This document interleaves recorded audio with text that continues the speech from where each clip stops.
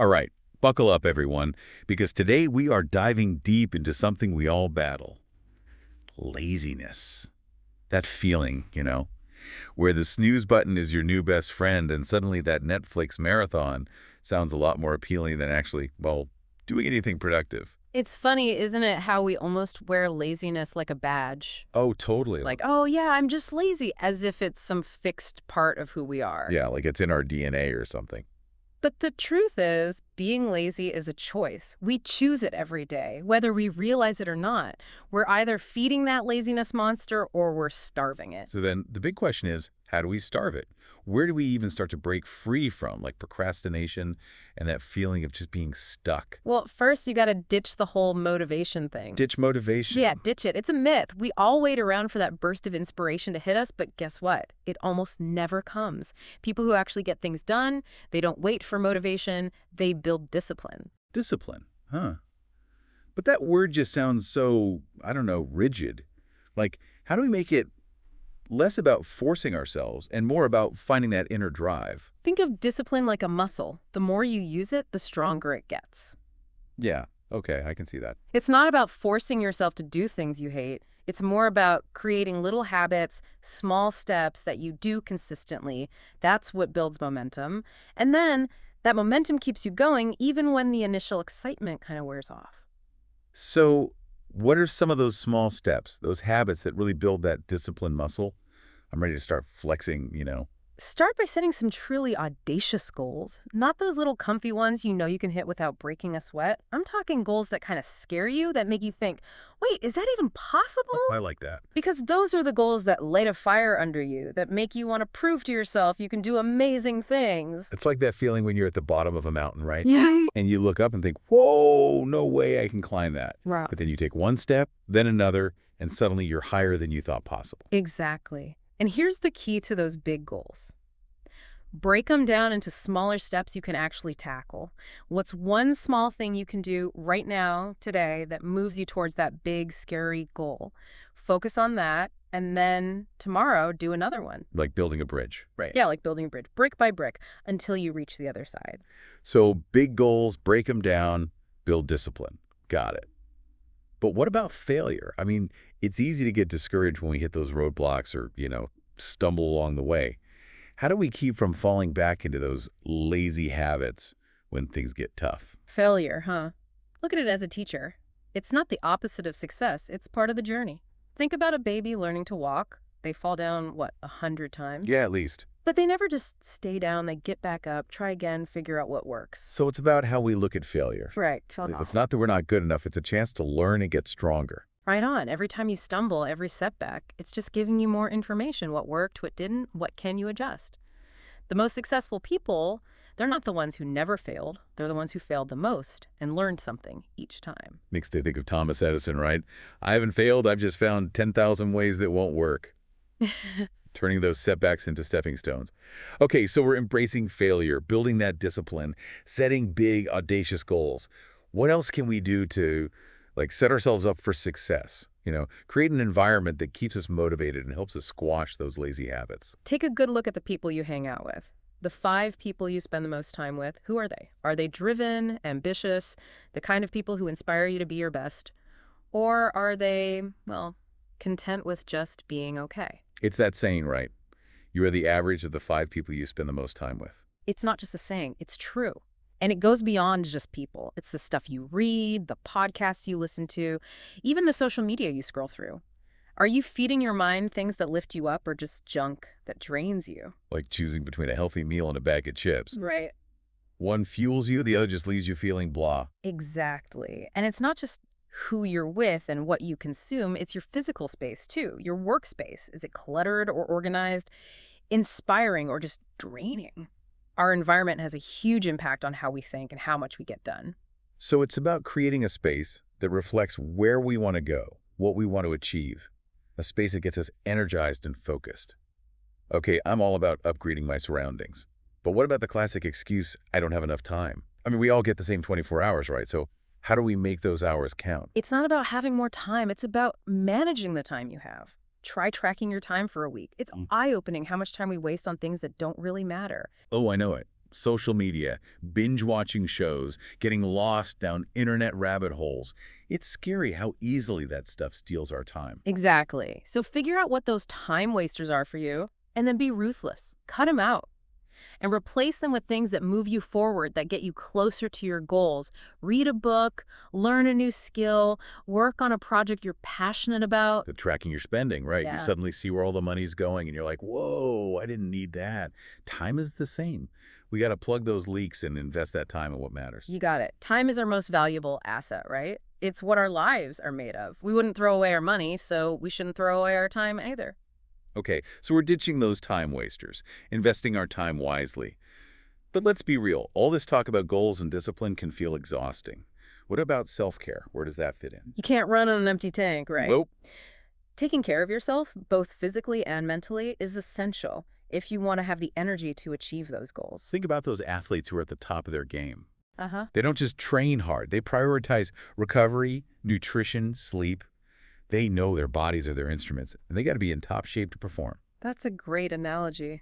And just like an athlete wouldn't fuel up on junk food and expect to win a gold medal, we can't expect our minds and bodies to thrive on a diet of stress, lack of sleep, and bad habits. So what are the key ingredients for fueling our success vehicles, so to speak? What does taking good care of ourselves really look like in this whole journey of crushing laziness and achieving our goals? Well, it all starts with the basics. Eating good food, moving your body, getting enough sleep, those aren't luxuries. They're like the foundation for everything else. It's like if you were building a house, you wouldn't just start slapping on the fancy stuff without a solid foundation. Right. Exactly. Same with our bodies and minds. We got to give them the right fuel to perform at their best. You got it. And speaking of fuel, how do we deal with those mental and emotional things that can drag us down? Stress, anxiety, those thoughts that make us want to just give up. Oh man, those are the worst. It's like they're trying to sabotage us from the inside. That's where things like mindfulness come in. Meditation, yoga, even just spending time in nature. These aren't just trendy things. They actually help to calm your mind and deal with stress. You know, I used to think meditation was just for like super Zen people. But then I tried it, even just for 5 minutes in the morning, and it actually made a difference. I felt way more focused all day. Right. It's amazing how powerful just a few minutes of quiet can be. When your mind is clear, you can make better decisions, you're more focused, and you can handle those tough situations so much better. So we're taking care of our bodies, we're calming those crazy thoughts. But let's be honest, even with all that, procrastination can still sneak up on us. What are some ways to actually beat it and, get things done? All right, one of my favorites is the 5-second rule. You know that feeling when you know you should be doing something, but you just can't seem to get started? Oh yeah, I know it well. My brain starts coming up with a million excuses. Exactly. So next time that happens, here's what you do. Count down from 5, 5, 4, 3, 2, 1, and then just move. Do something, anything, before your mind can talk you out of it. Kind of like launching a rocket, right? You got to hit that ignition before those doubts take over. Exactly. Yeah. That 5-second rule helps you cut through all the overthinking that leads to procrastination. Love it. Any other tricks up your sleeve for beating procrastination? Oh yeah, there's eat the frog. Eat the frog.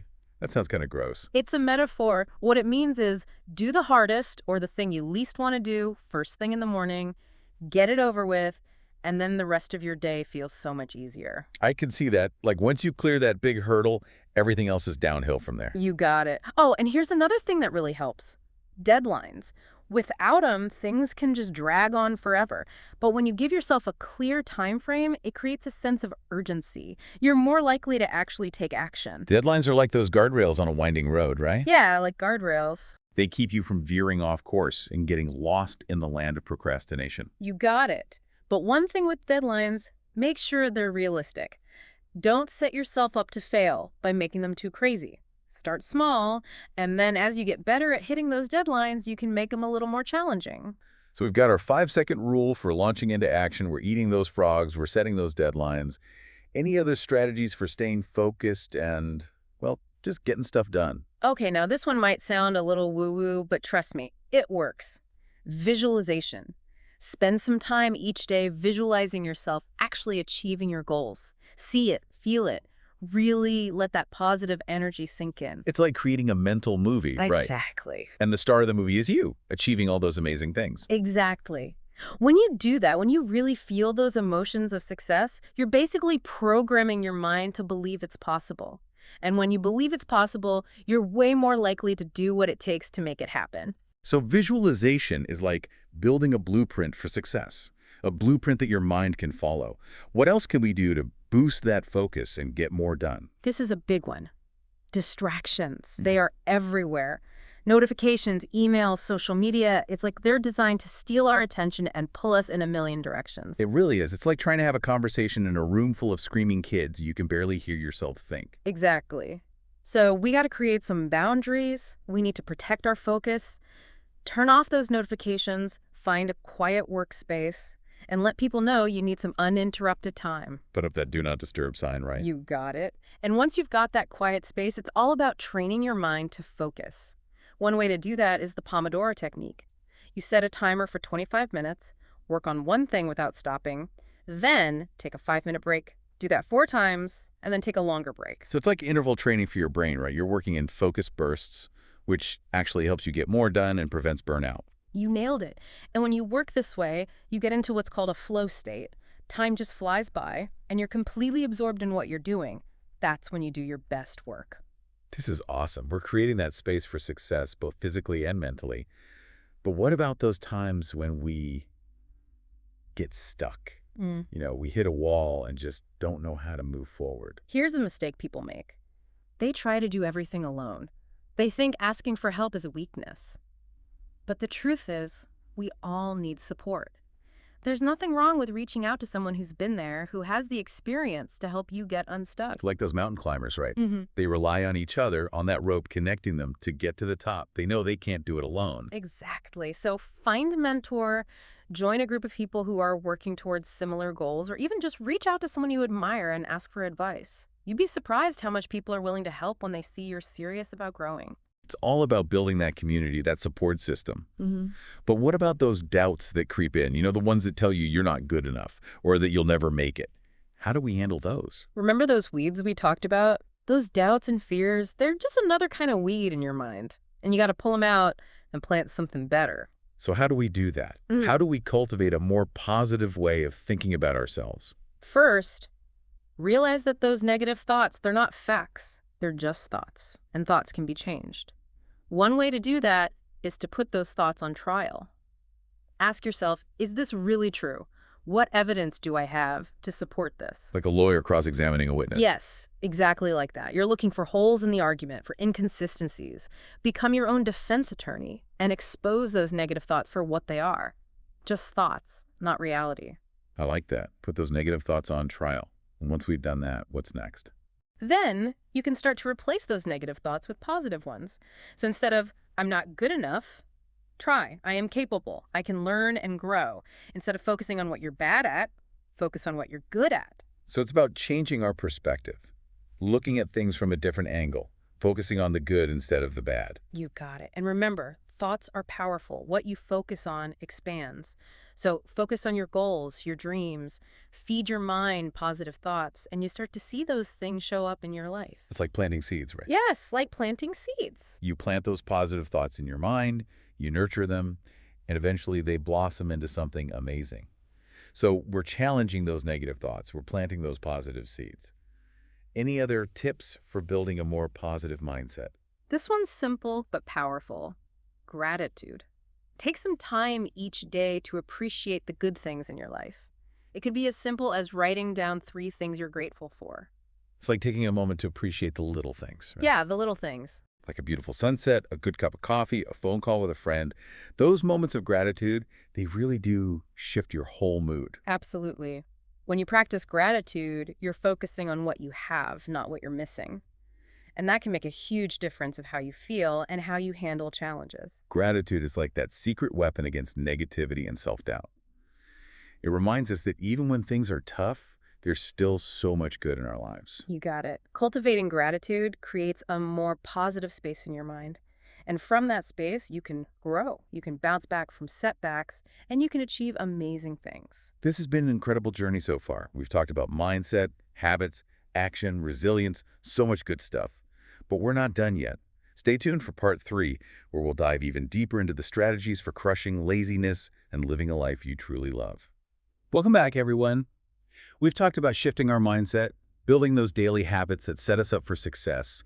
But there's one crucial piece we haven't fully explored yet.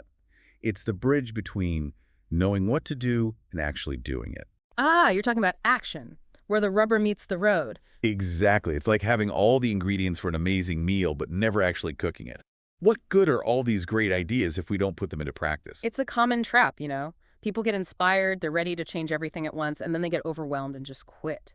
The key is to start small. Small. Okay, so instead of trying to run a marathon tomorrow, we start with a walk around the block. Precisely. It's those small actions done consistently that really add up over time. Think about those giant redwood trees. They start as tiny seeds, but with consistent growth, they become these incredible forces of nature. I love that. It's like even those seemingly insignificant actions, when we do them over and over, they can create massive results. So start small, build momentum. What else can we do to make taking action less intimidating? Make it something we can actually stick with. Break down those big, audacious goals into smaller, bite-sized pieces.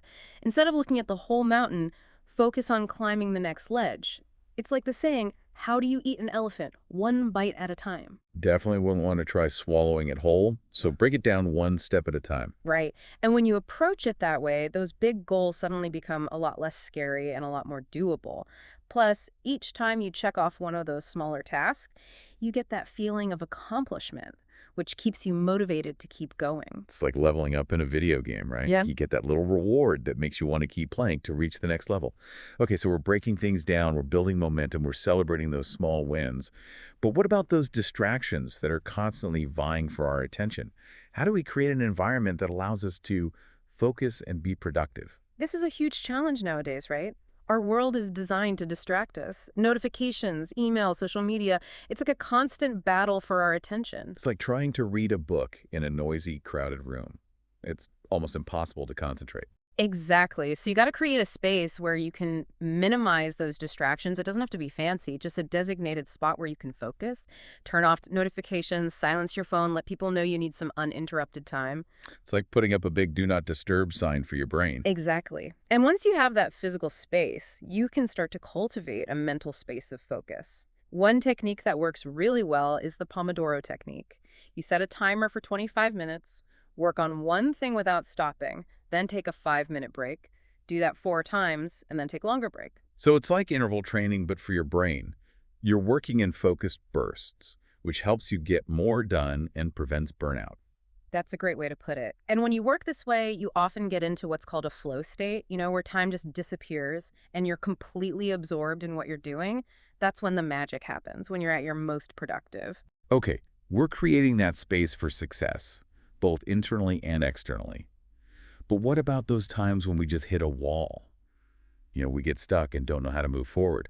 What do we do then? A lot of people try to go it alone. They think asking for help is a sign of weakness, but that's just not true. We all need support. We all need guidance.